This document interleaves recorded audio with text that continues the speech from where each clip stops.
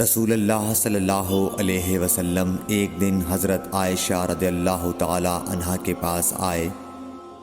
اس وقت ایک عورت حضرت عائشہ رضی اللہ تعالی عنہا کے پاس بیٹھی تھی۔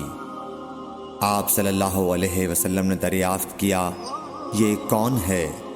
عرض کیا، فلاں عورت، اور اس کی نماز کے اشتیاق اور پابندی کا ذکر کیا۔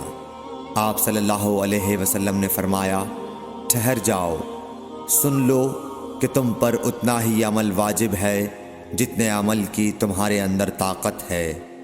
اللہ کی قسم، ثواب دینے سے اللہ نہیں اکتاتا، مگر تم عمل کرتے کرتے اکتا جاؤ گے، اور اللہ کو دین کا وہی عمل زیادہ پسند ہے جس کی ہمیشہ پابندی کی جا سکے، اور انسان بغیر اکتائے اسے انجام دے۔